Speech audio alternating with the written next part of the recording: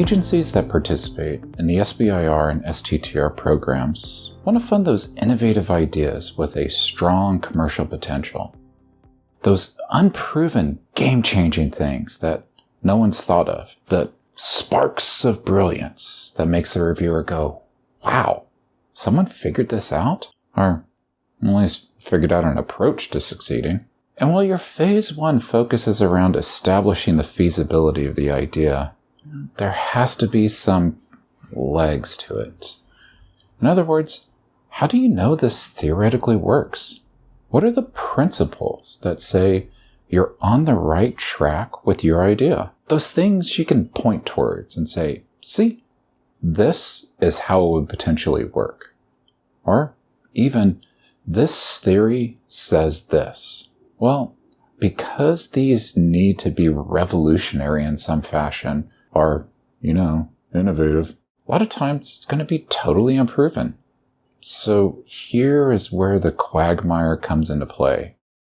I mean, you can't point towards Total Recall. Quaid! As proving you figured out Mars colonization. Where's the data there? Where's the backup? I mean, don't get me wrong. Arnold is great and all, but he's not a scientist. He doesn't spout facts and show figures. What do you do here? It's about the linkage of ideas. You're oftentimes connecting very disparate points together to draw a picture. Think of a jigsaw puzzle. You dump out all the pieces. You just have this giant jumbled mess. But you find that one piece that should go there because of the picture it creates. Then you find another piece that you can lay in place. And another. And another. And you're building. And building. And at the end, you turn those jumbled pieces into a pretty picture.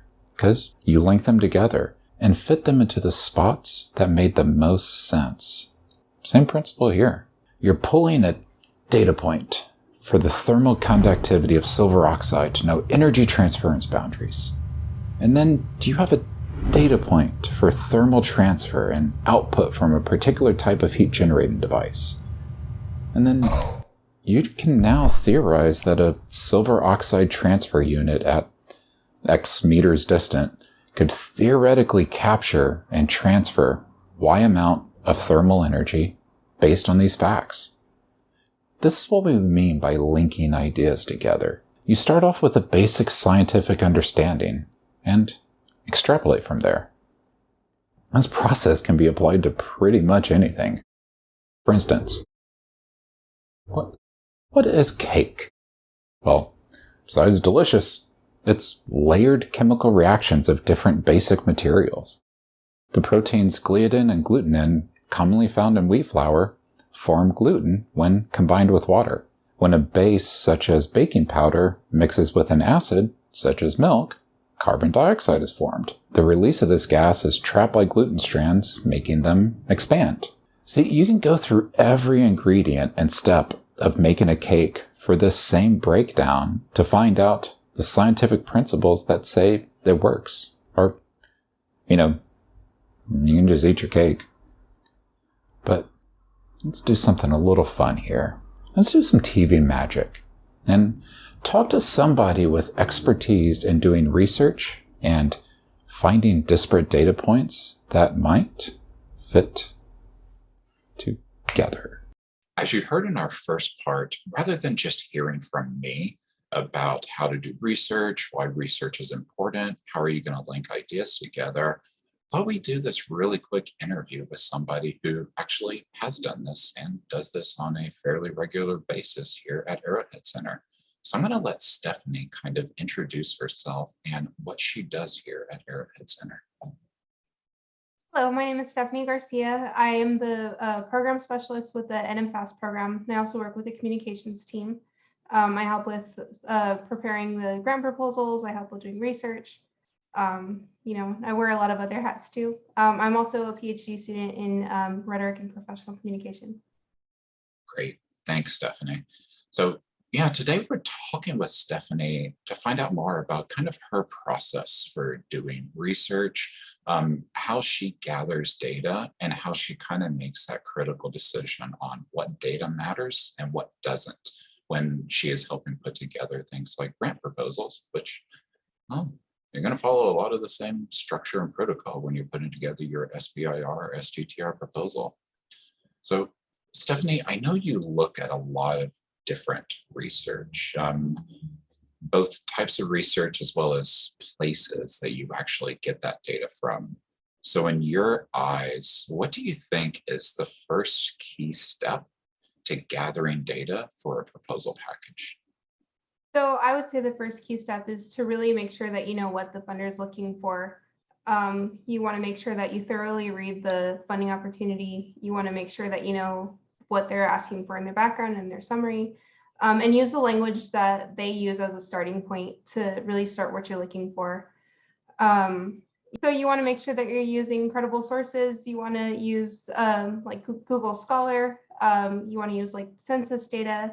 You want to use actual reports. Things you don't want to use are like newspaper articles or blog posts. You know, Stephanie, those are some really great insights, and I think it really speaks towards our audience's need. So, you know, given what you just said about that first step and about going out there and finding those resources, I assume it's not as always as easy as just put this keyword into Google and first thing that pops up is exactly what you need. So how do you go about linking ideas together and broadening your, just search criteria to get those results you need for reliable and valid data for any proposal? So again, you want to make sure that you're paying attention to the language in the NOFO and that you're using those key terms to craft what you're searching for. You also might want to get creative with it and think about your solution from a different angle. Are there different questions that you can ask to get to the solution? Are there different things that you can, different ways you can approach it to get what you're looking for? I think that's a really good, technique for moving forward and just being able to understand that that landscape for answers might be a lot broader than what people are looking for. And just along those same lines, what do you think is the biggest struggle you come across when looking for data, and how do you overcome that? So I think my biggest struggle is actually finding the sources that can support what I'm looking for. I think that that's a very common issue.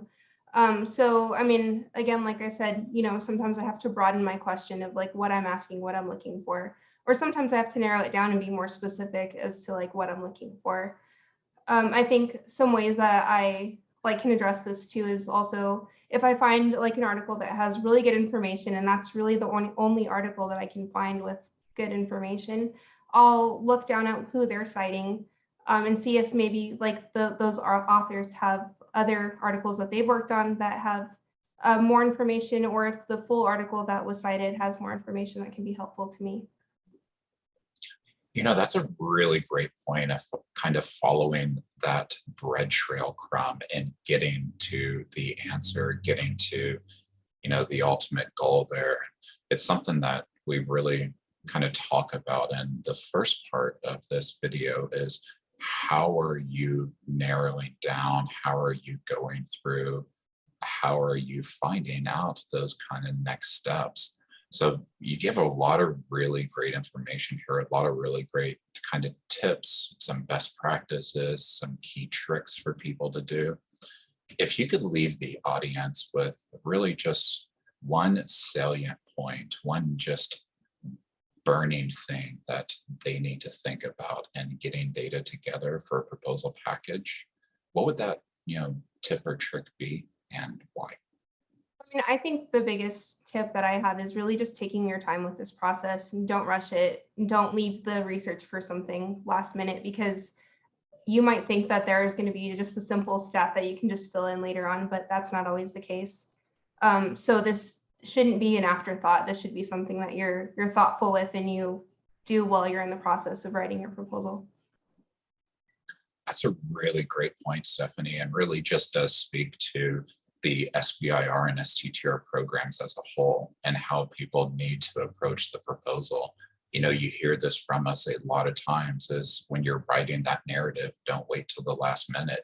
And as you just heard from Stephanie, even when doing that research, don't wait till the last minute. Take your time, take your effort, be able to look at everything together. And it's almost like an a la carte menu. You're picking the things that make the most sense for you. You're pulling out those nuggets on this validates this addresses this showcases why what I'm creating is important, why people are going to be interested in it. And at the end of the day, what science validates that this could even happen? What science says that the feasibility could be there? Here's how you move forward. So thank you, Stephanie, for taking time out of your day to, do this interview, give those insights, and for just helping us understand more about doing research, gathering data, and what is vital for people to understand about that process. Yeah, thanks for having me. Alrighty, folks. And with that, now we're going to do a little bit of TV magic and get you back to the heart of our video. Ooh, spooky. But welcome back.